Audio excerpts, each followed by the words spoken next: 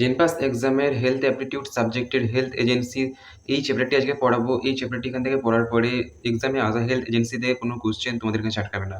এখানে কী নিয়ে আলোচনা করা হয়? রোগ প্রতিরোধ, চিকিৎসার মান বাড়ানো ইত্যাদি সম্পর্কে আলোচনা করা হয়। প্রথমেই আমরা পড়ে নেব হু এর সম্বন্ধে। হু কি? World Health Organization. এটা কত সালে প্রতিষ্ঠিত হয়েছিল? 1948-এ 7ই এপ্রিল ওয়ার্ল্ড হেলথ ডে বলে পালন করা হয়। ঠিক আছে? এটা কোথায় আছে? জেনেভা, সুইজারল্যান্ড। এটার ফাউন্ডার কে? ফাউন্ডার হচ্ছে ইউএন স্পেশালাইজড এজেন্সি, অর্থাৎ কোনো সিঙ্গেল ফাউন্ডার নয়, এটা ইউএস স্পেশালাইজড এজেন্সির দ্বারা খোলা হয়েছিল।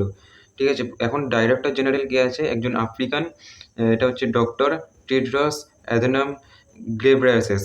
এবার চলে এসেছি আমরা হু এর ম্যানেজমেন্টের দিকে। হু এর ম্যানেজমেন্টের দিকে প্রথমে আছে ডাব্লিউএইচএ। ডাব্লিউএইচএ মানে কি? World health assembly. এখানে টপ ডিসিশন নেওয়া হয়। কোথাও কিছু হলে প্রথমে কি করা উচিত, প্রথমে এখানে ডিসিশন নেওয়া হয়। তারপর আছে এক্সিকিউট বোর্ড। এক্সিকিউট বোর্ড কি করে? এর ডিসিশনটাকে এক্সিকিউট করার জন্যে কার কি দায়িত্ব এসব মানে ভাগ করে দেয়। ঠিক আছে? তারপর এটা আছে এখানে সেক্রেটারিয়েট, অর্থাৎ যারা কাজ করবে, অর্থাৎ এই যে ওয়ার্ল্ড হেলথ অ্যাসেম্বলি যেটা ঠিক করলো, এদের মধ্যে কাজটা ভাগ করে দিল। এক্সিকিউট বোর্ড এদের মধ্যে কাজটা ভাগ করে দিল এবং এরা এবার সেই কাজটা করবে। ঠিক আছে? তারপর এখানে হু এর 6টা রিজিয়ন আছে। আফ্রিকান রিজিয়ন আছে, আমেরিকান রিজিয়ন আছে, তারপর ইস্ট ওয়েস্ট রিজিয়ন আছে, ইউরোপিয়ান রিজিয়ন আছে, এসইএআরও এটা হচ্ছে সেই ভারত, ভিয়েতনাম, তারপর ওদিকে মায়ানমার, বাংলাদেশ নিয়ে এই রিজিয়নটা সাউথ ইস্ট রিজিয়ন। তারপর আছে ডাব্লিউপিআরও। ঠিক আছে? এই রিজিয়নগুলোতে এই হু এর 6টা রিজিয়নে হু চালিয়ে কাজ করে, অর্থাৎ সারা পৃথিবীর জন্য কাজ করে। আর এখানে এসিএআরও এটা হচ্ছে, এর মধ্যে ভারত পড়ে।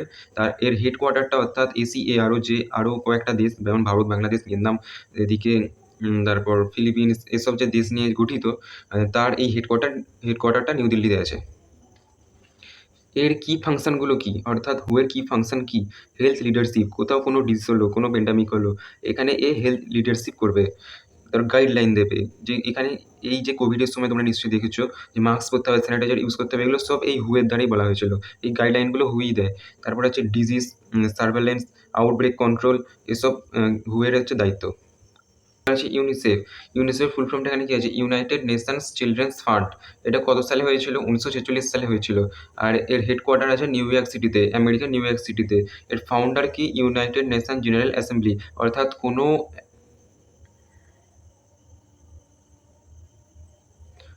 কোনো একটা মানুষ দ্বারা নয়, এটা ইউনাইটেড নেশন জেনারেল অ্যাসেম্বলি, এই অ্যাসেম্বলি দ্বারা প্রতিষ্ঠা হয়েছিল। টার্গেটেড গ্রুপ, এর দুটো টার্গেটেড গ্রুপ আছে। টার্গেটেড গ্রুপগুলো কি আছে? চিলড্রেন, প্রথম টার্গেটেড গ্রুপ চিলড্রেন, আর তারপর আছে ওমেন মাদার। ঠিক আছে? এই দুজনকে টার্গেট করে, চিলড্রেন যারা 0 থেকে 18 বছরের মধ্যে, অর্থাৎ শিশু কৈশোর এদের, আর ওমেন মাদার মানে যারা শিশু জন্ম দেবে এরকম ম্যাটার্নাল। ঠিক আছে? আর এখানে এটা স্পেসিফিক্যালি ধ্যান দেয় 5 বছরের নিচে বাচ্চাদের। এদের গবেষণার একটা মূল বেসিক্যালি জিনিস হচ্ছে এদের 5 বছরের নিচে শিশু হত্যাটা কী করে কম করা যায় বা কেন হচ্ছে, এসব নিয়ে গবেষণা এবং এর রেকর্ড রাখা। তারপর আছে এদের যে কি পয়েন্টগুলো, সেটা হচ্ছে child survival, nutrition, wash, education, emergency relief. অর্থাৎ এই যে বললাম 5 বছরের নিচে বাচ্চাদের মরে যাচ্ছে কিনা তার রেকর্ড রাখা। নিউট্রিশন অর্থাৎ অনেক, যেমন আন্ডার গ্রোথ যে কান্ট্রিগুলো আছে, যেমন ভারত, আফ্রিকার অনেক দেশ, এগুলোর মধ্যে অনেক নিউট্রিশনের কমিতে অনেক বাচ্চাদের মরে যায় বা অনেক রোগে আক্রান্ত হয়, সেই নিউট্রিশনের দিকে ধ্যান দেয়। তার ওয়াশ, এই যে অনেক পরিষ্কার পরিচ্ছন্নতা বা হাইজিনের অভাবে অনেক জায়গায় রোগ আক্রান্ত হয়, সেদিকে ধ্যান দেওয়া। এডুকেশন, প্রপার এডুকেশন হলেই না মানুষরা নিজেদের ধ্যান রাখতে পারবে, সেই এডুকেশনের দিকে নজর দেয়। ইমার্জেন্সি রিলিফ, অর্থাৎ কোথাও বন্যা হয়ে গেছে, কোথাও বেসে গেছে, খরা হয়েছে, এসব জায়গায় ইমার্জেন্সি রিলিফের জন্য দেয়। এবার আমাদের আছে কেয়ার। কেয়ার কি? Cooperative for assistance and relief everywhere. ঠিক আছে? এটা কত সালে হয়েছিল? 1945 সালে। এদের হেডকোয়ার্টার কোথায়? জেনেভাতে। এর ফাউন্ডার কি? 22 আমেরিকান অর্গানাইজেশন, অর্থাৎ 22টা আমেরিকান অর্গানাইজেশন মিলে এটা বানানো হয়েছিল, কোনো একটা মানুষ নয়। এর পুরোনো নাম কি ছিল? Cooperative for American remittance to Europe. ঠিক আছে? এটা প্রথমে আমেরিকার ইউরোপকে কেন্দ্র করে বানানো হয়েছিল, তারপরে পুরো ওয়ার্ল্ডকে কেন্দ্র করেই এর মূল কাজ যেটা শুরু হয়েছে। ঠিক আছে? এর এই যে মূল কাজগুলো কি কি? Poverty elevation, woman empowerment, community development. অর্থাৎ এই যে ওম্যান এম্পাওয়ারমেন্ট, মহিলাদের যে সমতা অর্থাৎ পুরুষ মহিলা এই যে সমান অধিকার এইসব নিয়ে কমিউনিটি ডেভেলপমেন্ট মানে অনেক যেমন বিদেশের দিকে আছে সাদা মানুষ, কালো মানুষ এরকম যে আছে মানে আমাদের এখানে যেমন জাতপাত নিয়ে একটা ঝগড়া ঝামেলা সবসময় চলতেই থাকে ভারতের একটা ব্ল্যাক সাইড, সেরকম ইউরোপের দিকে বা আমেরিকার দিকে এরকম থাকে এটা যে কালো মানুষদের ফর্সা মানুষরা দেখতে পারে না, এরকম সাদা চামড়াদের কালো চামড়াদের দেখতে পারে না, এরকম টাইপের একটা ব্যাপার। ওটা সামলানোর ক্ষেত্রে এদের ভূমিকা থাকে। তারপরে এখানে হেলথ, নিউট্রিশন, ডিজাস্টার রিলিফ অর্থাৎ স্বাস্থ্যর দিকে, তারপর নিউট্রিশন যেটা বললাম আন্ডার ডেভেলপমেন্ট যে কান্ট্রিগুলো আছে তাদের অনেক নিউট্রিশন অভাবে অনেক মারা যায়, সেই দিকে ডিজাস্টার রিলিফ মানে খরা, বন্যা এসব সময় এই ত্রাণ পাঠানোর কাজ। এর একটা মূল একটা প্রোগ্রাম হচ্ছে এই গোবি এফএফএফ, এটা মূল একটা প্রোগ্রাম গোবি এফএফএফ, ঠিক আছে? এই গোবি এফএফ এর মধ্যে কি দেখা হয়? প্রথমে হচ্ছে গ্রোথ মনিটর করা হয়, ঠিক আছে? জি ফর গ্রোথ মনিটর, তারপর O for oral dehydrate therapy, oral dehydration therapy, B for breast feeding, I for immunisation, F for food, আর একটা এফ ফর ফিমেল এডুকেশন, আর একটা ফর ফ্যামিলি প্ল্যানিং, অর্থাৎ ম্যাটারনাল চাইল্ড কেয়ারের মধ্যে এটা পড়ছে। এদের এই কেয়ার সংস্থার, ঠিক আছে, ম্যাটারনাল চাইল্ড কেয়ারের মধ্যে এটা একটা বিশেষ একটা প্রোগ্রাম।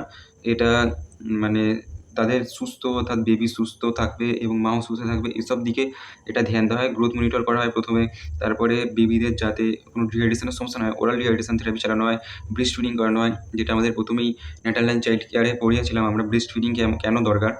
যদি কেউ দেখে না থাকো তো দেখে নেবে ভালো করে। ইমিউনাইজেশন অর্থাৎ রোগ প্রতিরোধ ক্ষমতাটা বাড়ানো হয়। ফুড প্রপার কী খাদ্য দেওয়া উচিত সেটা নির্ধারণ করা হয়। ফিমেল এডুকেশন, একটা মা যখন শিক্ষিত থাকবে তখনই সে তার বাচ্চাকে ভালো করে ধ্যান দিতে পারবে, তাই ফিমেল এডুকেশনের দিকটা এটা ভালো করে ধ্যান দেয়। তারপর এখানে আছে ফ্যামিলি প্ল্যানিং। এর ফ্যামিলি প্ল্যানিং মানে কখন কোন বাচ্চা নেওয়া উচিত, বাচ্চাদের নেওয়ার মাঝখানে কত ডিফারেন্স হওয়া উচিত, কত বছর ডিফারেন্স হওয়া উচিত ইত্যাদি। এবার আমাদের আছে red cross society. Red cross society red cross মুভমেন্টের সময় এই সংস্থাটি তৈরি হয়েছিল। এটা কত সালে হয়েছিল? 1863 সালে জেনেভায় স্থাপন হয়েছিল। আর এটার ফাউন্ডার হচ্ছে হেনরি ডুন্যান্ট, যে একজন সুইস মানুষ অর্থাৎ সুইজারল্যান্ডের মানুষ। এ প্রথমে ব্যাটেল অফ সুলফারিনো থেকে ইন্সপায়ার হয়ে এটা মানে এই সংস্থা খুলেছিল।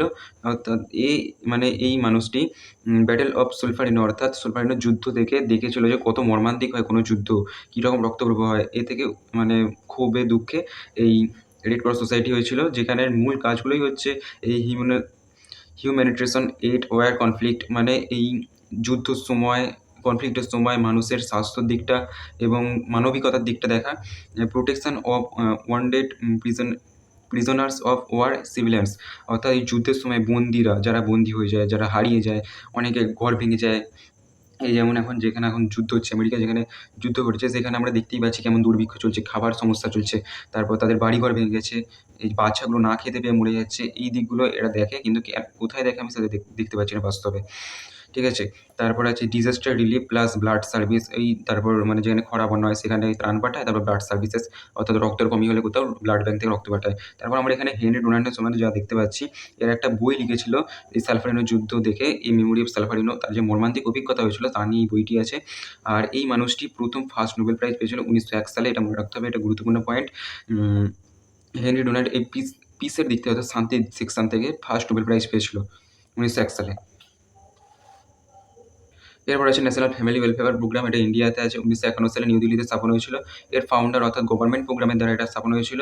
এই যে আমাদের 1951 সাল নাগাদ যখন ভারতে মানে স্বাধীন হলো, তারপরে 76 মন্বন্তর এরকম অনেক দুর্ভিক্ষ আসলো, সেই সময় মানুষরা বাচ্চা পয়দা করতে ছাড়েনি, ঠিক আছে? সেই সময় নিজেদের খাবার জোগান নেই, তো বাচ্চা পয়দা করে যাচ্ছে। এইসব দিক সামলানোর জন্য এই ন্যাশনাল ফ্যামিলি ওয়েলফেয়ার প্রোগ্রাম চালু করা হয়েছিল। এখানে পপুলেশন স্টেবিলাইজেশন অর্থাৎ মানে অনেক যে জনসংখ্যা, আমাদের ভারতে অনেক জনসংখ্যা বেড়ে যাচ্ছে, অনেক জনসংখ্যা বেড়ে যাচ্ছে। এই জনসংখ্যা স্টেবিলাইজড রাখার একটা মিনিমাম, আমাদের ভারতে একটা লিমিটেড জায়গা, এর মধ্যে লিমিটেড মানুষই ধরবে। সো এই স্টেবিলাইজেশন করতে, পপুলেশনের স্টেবিলাইজেশন করতে এই সংস্থার একটা ভূমিকা থাকে, কিন্তু ভূমিকা কোথায় গেছে আমি এখন জানি না। 150 কোটির উপরে পপুলেশন চলে গেছে। তারপর এখানে আছে কন্ট্রাসেপটিভ সার্ভিসেস, তারপর এমসিএইচ সার্ভিসেস, আরটিআইসিআই। এখানে কী করা হয়? এইটাই করা হচ্ছে একটা বাচ্চার পরে আরেকটা বাচ্চা কত বছর অন্তরে নেওয়া উচিত, বা বাচ্চার কীভাবে ধ্যানে রাখা উচিত, কেয়ার করা উচিত, এসব সম্বন্ধে এমসিএইচ সার্ভিসেস, আরটিআইসিআই এখানে যে কী রোগগুলো হতে পারে সেই সম্বন্ধে এখানে অ্যাওয়ারনেস দেওয়া হয়, ঠিক আছে? তারপর আছে ইন্ডিয়ান রেড ক্রস সোসাইটি সম্বন্ধে এখানে বলা হয়েছে। এটা 1920 সালে স্থাপন হয়েছিল নিউ দিল্লিতে। এটা একটা পার্লামেন্ট অ্যাক্টের দ্বারা স্থাপন হয়েছিল, অর্থাৎ পার্লামেন্টে নিয়ে বক্তব্য উঠেছিল, ঠিক আছে? এই যে disaster relief first step, first aid training, blood bank এসব নিয়ে সমস্যা চলতো তখন। তখন তাই জন্যই পার্লামেন্ট অ্যাক্টের দ্বারা এটা স্থাপন হয়েছিল, ঠিক আছে? তো এখানে ডিজাস্টার রিলিফ, এই যে খরা বন্যার সময় ত্রাণ পাঠানো, ফার্স্ট এড ট্রেনিং অর্থাৎ যে অনেক আমাদের প্রাইমারি স্কুলে কী করা হয়েছিল, আমি সরকারি প্রাইমারি স্কুলে পড়েছি, তো সরকারি প্রাইমারি স্কুলে আমাদের ফার্স্ট এড ট্রেনিং দেওয়া হয়েছিল। যে হঠাৎ করে আমাদের খেলতে গেলে, ছুটতে গেলে বা কোথাও সাইকেল থেকে পড়ে গেলে এরকম মিনিমাম কিছু অ্যাক্সিডেন্টের সময় যে ছোটোখাটো কাটা ইনজুরি হয়, এসবের জন্য যে ফার্স্ট এড লাগে সেটা ট্রেনিং দেওয়া হয়েছিল। এটাও আমাদের এই ইন্ডিয়ান রেড ক্রসের একটা পার্ট, ঠিক আছে? এখানে ব্লাড ব্যাংক অর্থাৎ আমরা যে রক্তদান করি বা অনেকে রক্ত দেয়, তাদের ব্লাড ব্যাংক স্থাপন হয়েছিল প্রথম। ম্যাটারনাল চাইল্ড কেয়ার আর এপিডেমিক, ম্যাটারনাল চাইল্ড কেয়ার এই জানো তোমরা, বাচ্চা এবং মায়ের ধ্যান রাখা, কেয়ার করা, পুষ্টি, নিউট্রিশন ইত্যাদির দিকে ধ্যান দেওয়া।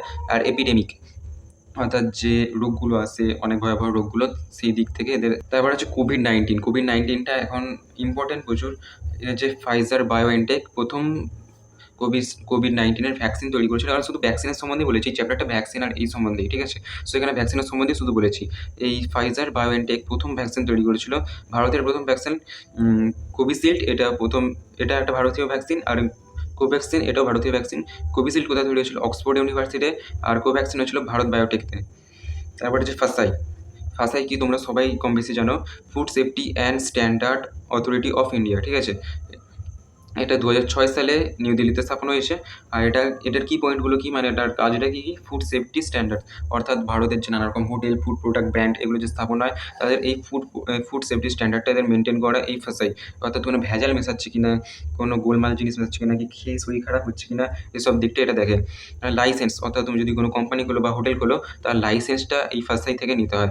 টেস্টিং, এই ফাসাইয়া এসে ফুড টেস্ট করে, অর্থাৎ যেখানে কোনো স্ট্রিট ফুড বা কোনো হোটেল বা কোনো খাবারের ব্র্যান্ড এদের খাবারের টেস্ট করে বলে এটা সেফটি কিনা, কি এতে কোনো রোগ হবে কিনা, এইসব টেস্টিংয়ের কাজ হচ্ছে ফাসাই, ঠিক আছে? আর কনজিউমার অ্যাওয়ারনেস, এরা টেস্টিং করে ফুড সেফটি এসব বার করে যারা কেনে, অর্থাৎ আমরা যারা কনজিউম করি, তাদের অ্যাওয়ারনেস দেয় কোনো বিপদ আছে কিনা। কিন্তু কোথায় অ্যাওয়ারনেস দেয় আমি বুঝতে পারছি না, কোনো ম্যাগি, চকলেট সবেতেই তো ভেজাল মিশে আছে। তো আজ এতটাই। এই ইম্পর্টেন্ট পয়েন্টগুলো আমাদের হেলথ এজেন্সির এই চ্যাপ্টারের মধ্যে অন্তর্গত। এইখান থেকেই যা প্রশ্ন আনসার আসবে, ঠিক আছে?